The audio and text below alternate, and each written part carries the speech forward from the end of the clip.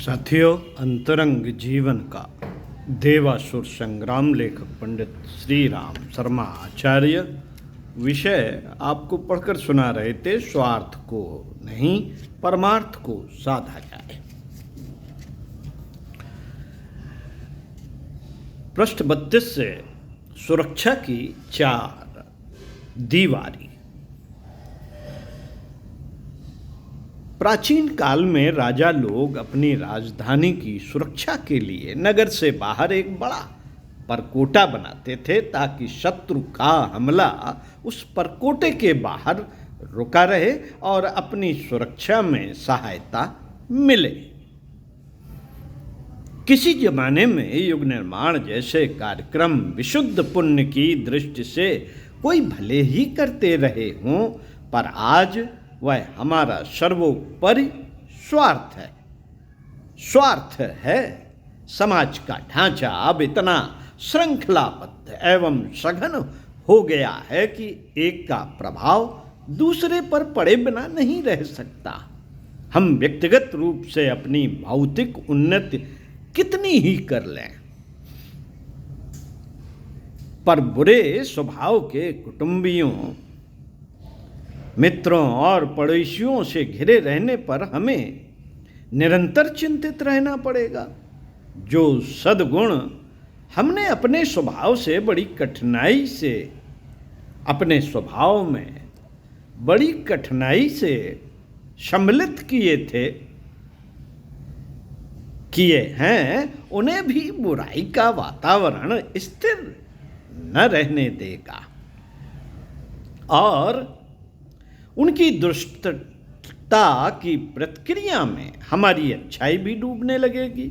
इसलिए अब अपने आप की भलाई, अपने आप की अच्छाई की संकुचित सीमा में सोचते रहने से काम न चलेगा।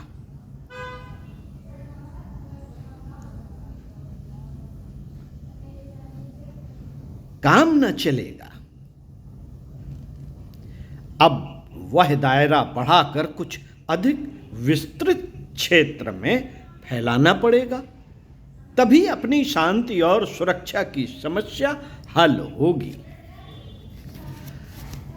पारमार्थिक कार्यक्रम सच्चे अर्थों में अत्यंत दूरदर्शितापूर्ण स्वार्थ साधन है, क्योंकि उसके द्वारा हम अपने आसपास सज्जनों का निर्माण करते हैं। सज्जनों का स्नेह एवं सहयोग हमारे सुख में बढ़ोतरी ही करेगा। सेवा करने का आत्मसंतोष, यश, प्रतिष्ठा एवं परलोक के लिए पुण्य संचय का विशेष लाभ इसके अतिरिक्त है। इस ओर बढ़ाए हुए कदम हमें युग निर्माता, लोक सेवी, देशभक्त, समाज सुधारक, धर्मात्मा, परोपकारी एवं महापुरुषों की श्रेणी में ले जाकर बिठा देते हैं। इतिहासकारों की कलम के नीचे हमारा नाम जमता है और जनता हमें अभिनंदनीय मानती है। यह लाभ इसके अतिरिक्त है। वस्तुतः यह अपनी और अपने बच्चों की स्वार्थ साधना का श्रेष्ठ तरीका है। इन प्रयत्नों से कोई और न सुधरे, केवल हमारा परिवार ही संभ्रांत बन जाए तो उसकी सज्जनता से हमारा आज का समय भी आनंद से कटेगा और बुढ़ापा भी उनके बीच रहते हुए शांति से बीतेगा।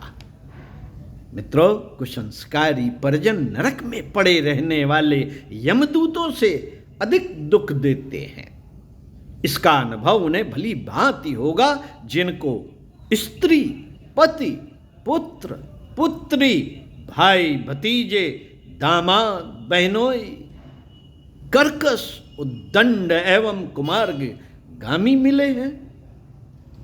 उनकी गतिविधियों से जिसका जी दिन रात चलता रहता है, वह बेचारा घायल से भी बुरा पड़ता है। घायल अपने कष्ट को कह तो सकता है, घायल अपने कष्ट को कह तो सकता है, दूसरों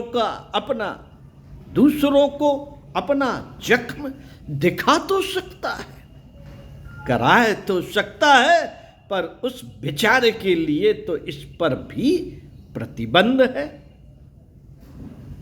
जी की जलन में भीतर ही भीतर सुलगते रहने की व्यथा कितनी कष्टकारक होती है, इसे कोई भुक्त भोगी ही जान सकता है।